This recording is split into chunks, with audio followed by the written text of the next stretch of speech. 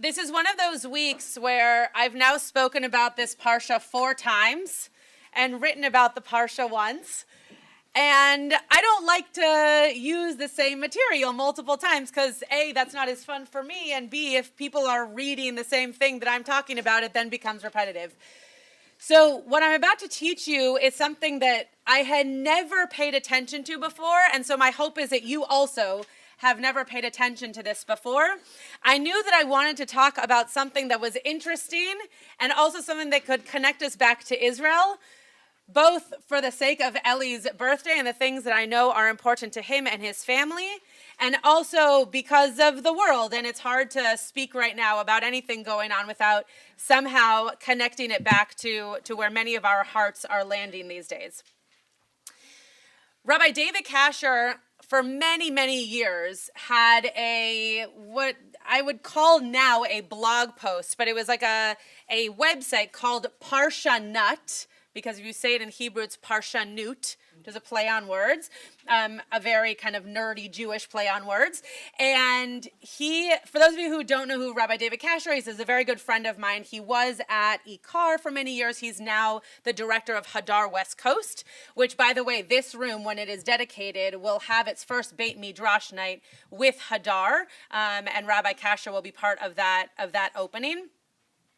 The magic in the different pieces that he wrote is that he would come up with kind of these very glossed over pieces of each parsha and bring them way to life. I mean, really brought them out in such a way that it was magical. I was at coffee with him this past week, and I won't tell you the context because he's going to write about it for next week, but the Torah that he's teaching for next week is some of the best Torah I've heard on Parshat Bo, so maybe I'll steal it and teach it to you next week.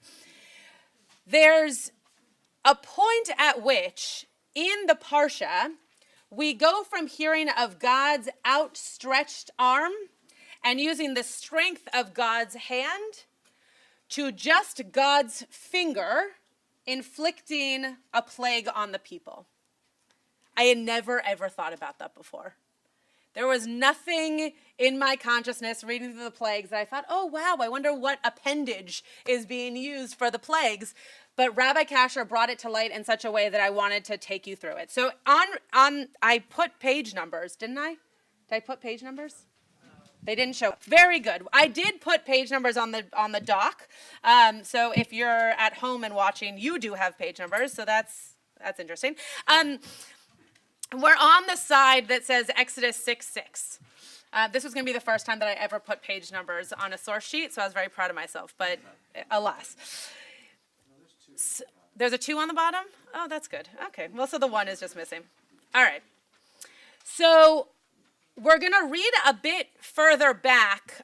This is all from this Parsha, but a bit further back in the Parsha, and then we're going to really land on Exodus chapter 8, verse 15. So, לכן אמור לבני ישראל, אני אדוני והוצאתי אתכם מתחת סבלות מצרים, וציילתי אתכם מעבודתם, וגאלתי אתכם בזרוע נטויה ובשפתיים גדולים.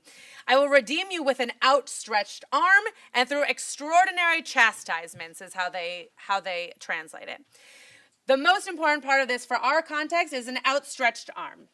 Okay, Exodus 6:7, I will take you to be my people, I will be your God, and you shall know that I, Adonai, am the God who freed you from the labors of the Egyptians. With an outstretched arm, right? It was all done very powerfully, with lots of koach, lots of strength. And the reason that outstretched arm is used is because a hand is probably not as strong as thinking of an entire arm, right? They're just biologically, there's more muscles in the rest of your arm than if you just have a hand. Now the verse that we're gonna really focus on.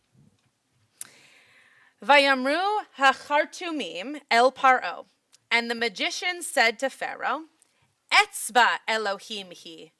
That was done with the finger of God, by the finger of God.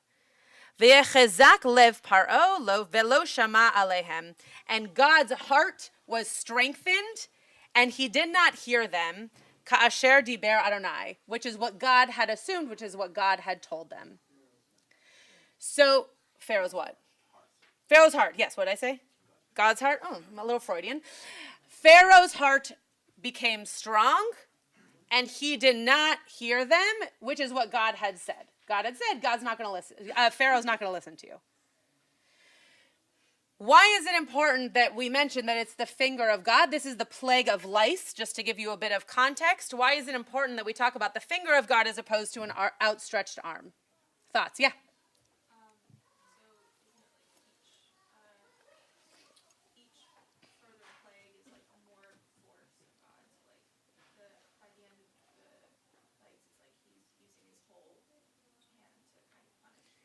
Interesting. Okay, great. So maybe the idea here is that with each plague we get a bit more intense. And so though the plague of blood and frogs came before this one, maybe now we're starting to really understand that there's going to be intensity that's going to come from this point until the 10th plague, and that it needs to be done with precision and therefore with added strength. Very interesting.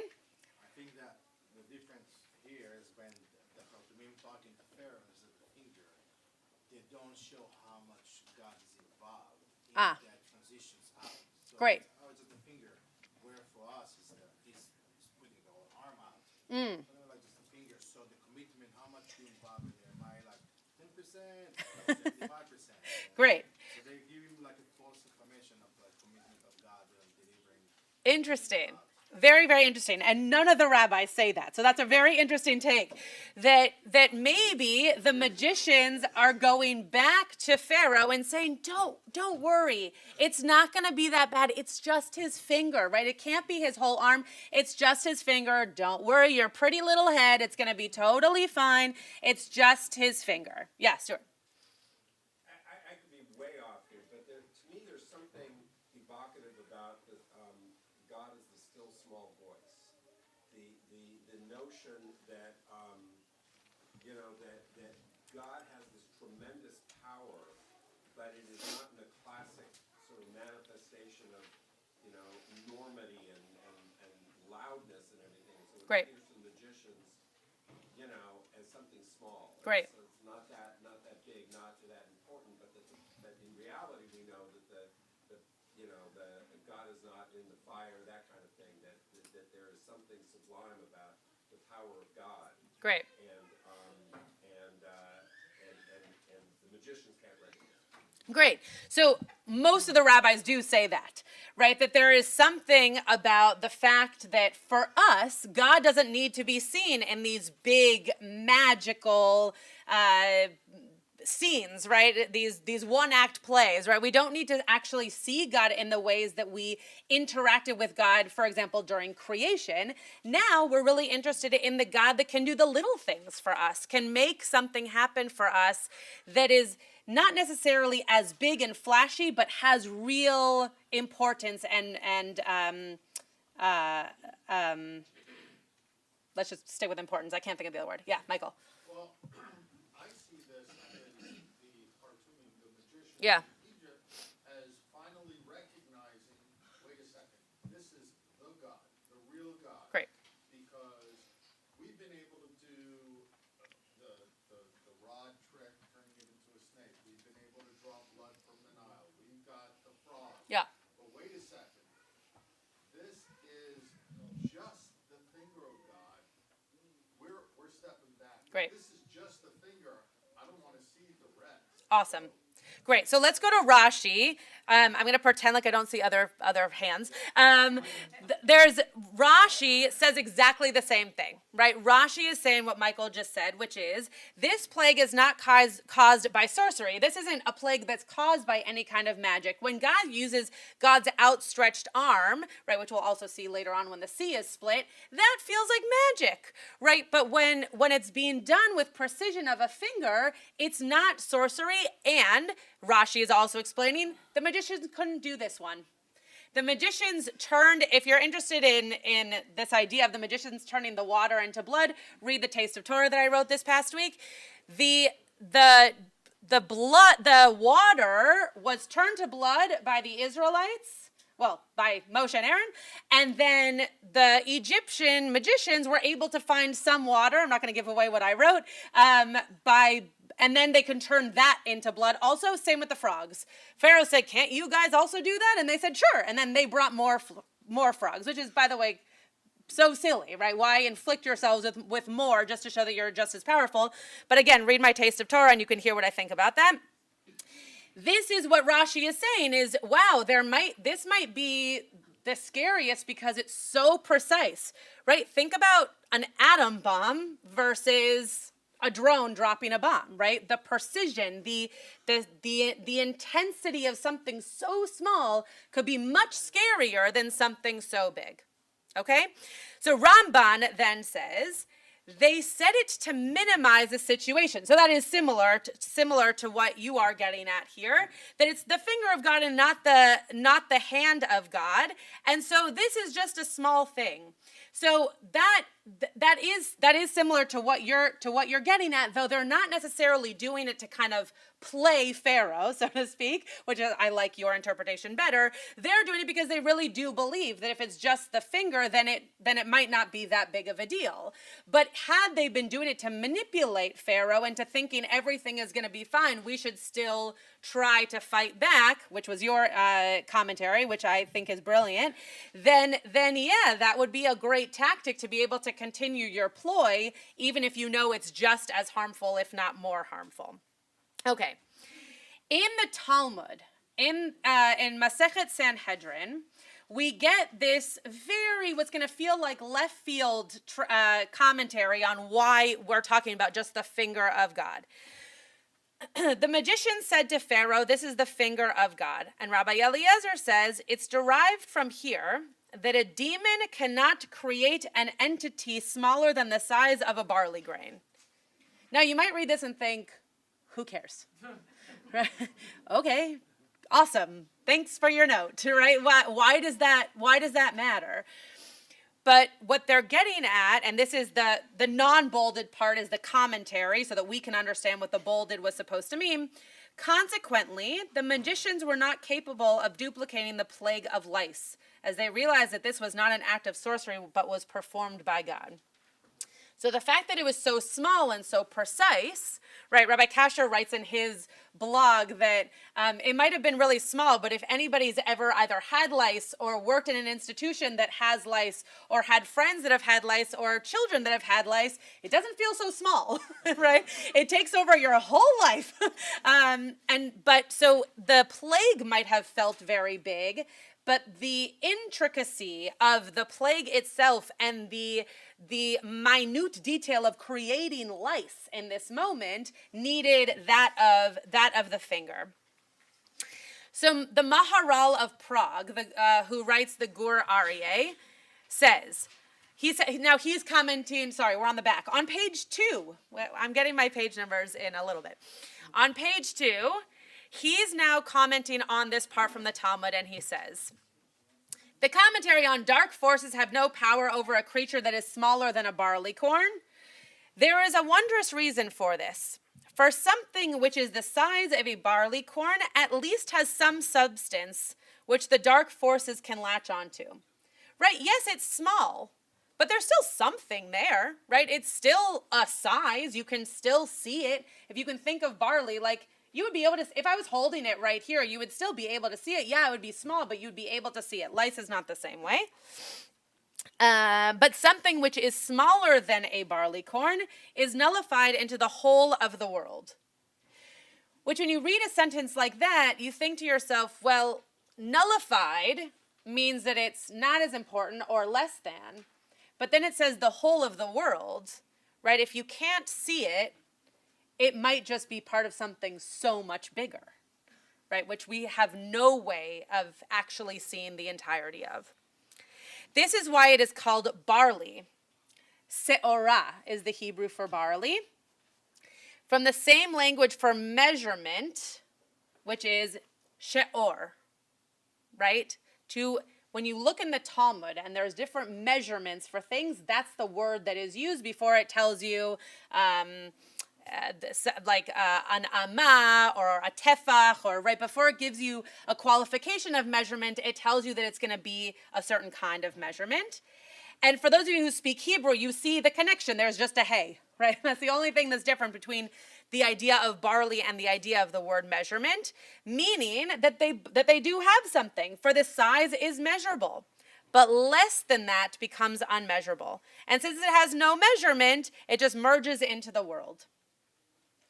So this goes back to what Stuart says, that even if something is so small that it's hard for us to see kind of its impact, that's how we need to experience God. We need to experience God in those very small things, right? God created a plant that creates barley. So there are things that can be created that are very small. Some might even say God created lice, right? We don't love to think that God created lice because why? But God created things that are very, very small, right? And if we take this away from just visualizing something that is small, we recognize God in very small moments much more than we recognize God in big moments. Right? We think of God in moments like birth, God in moments of death, God in moments of life cycles, and to us those are big moments. But in the scheme of things, that's not a really big moment. Right? We hope that lots and lots and lots of people are being born today. So in the scheme of our lives, it's huge. But the way in which God is interacting in that moment, if God is interacting in every ability for cells to become a living being, that's very small things that are making a very big impact. So I brought this, and we're going to read one more verse from Torah, and then I brought this because I think that right now we are at a place 99 days in to everything that's going on in Israel and to hostages being held hostage, that the little things that are being done are making really big differences. And yeah, there are really big things also being done that are making big differences. But there's also many little projects and many people who you don't know and many organizations that are popping up with very few people to try to help that are doing lots of amazing things and making big impact even though they are very small. In the Torah later on, in about 4 parshiot, maybe 5, upon finishing speaking with God, with Moshe, wow, I'm giving God a lot of air today, with Moshe on Mount Sinai, God gives Moses the 2 tablets of the pact, inscribed by the finger of God. So not only can God use precision with God's finger, and we don't love to think of God as having any kind of human appendage, right, or face or any kind of body like we have. But the fact that a Torah, that our law was written by the finger of God, whether or not you believe that that is fact or that is metaphor, in thinking about plague also being given by the finger of God, that's very impactful. Maybe more impactful than an outstretched arm, because if you can put your arm out and have a sea split, that feels like magic, whereas writing a Torah takes intention and takes thought and takes precision. So I wanted to read you something that I think will encapsulate this idea of small voices making really big moves, which, by the way, I didn't even think about this, but this is the theme for Kol Tefillah, which is next week, that there are people whose voices have been silenced or were small once and now are being made much bigger. Rachel Goldberg Poland, who's 54, who I met, and so a lot of this I can speak to being very accurate, though this is from an article in the foreword. 54, a soft-spoken teacher who grew up in Chicago, is remarkably comfortable in the unwanted role she has inhabited since shortly after October 7th, the international voice and face and conscience of the hostage crisis. She's a very small woman. She's probably 5'1", maybe 5'2" on a good day. With graying hair pulled back from her forlorn face, she mixes a relatable every woman appeal with flashes of profound wisdom and righteous anger in a constant motion campaign. All the public speaking, all that stuff would have before made me very nervous, she added. My voice would have been shaking. I would have been panicked for weeks beforehand. That does not exist anymore. When you've been so traumatized and so terrified, nothing scares you anymore. I'm going to skip a few paragraphs. Whenever I see you, this is this woman, Marcus Berman, that's her last name. I think her first name was Rachel. Whenever I see you saying something, I immediately post it. I just want you to know it is seen by all of us. Rachel told the group that she sometimes goes to her room and screams into a t-shirt. That a few Fridays before she had a real breakdown where the noises coming out of me had only occurred once before in her life, when she gave birth to Hirsch, the first of her 3 children, without an epidural. If we have strength, it's a very primal, maternal, paternal drive, she said. The pain, it's a primal pain. I don't know that we're always strong, but I think that we feel this driven need to do whatever we can to save him, and that's where the strength comes from. She was a teacher in Chicago, from Chicago, a teacher in Israel, who, because of something that is so important to her and should be so important to everyone, she decided, hey, I gotta be a very small person, but with a very loud voice to make a difference. So tomorrow, already in Israel, is 100 days since all of this began and since Hirsch has been in captivity and so many others. And she asked that people put on their shirt tomorrow. She's been wearing a number every single day as to what day it's been since her son was taken into captivity. And she asked that at least tomorrow we all have a piece of tape that says 100 on our shirts, to just be that little voice that can stand out and say, even a little finger or even a strong message coming from a shaky voice can really make a big impact. So I hope that with this idea that if God could do big wonders with a little finger, and if Moshe could write the law for our whole people with a finger, and if we could have someone who never before wanted to speak in front of anybody, let alone thousands and millions of people, that we too can find our very still small voice and make a big impact in the days to come.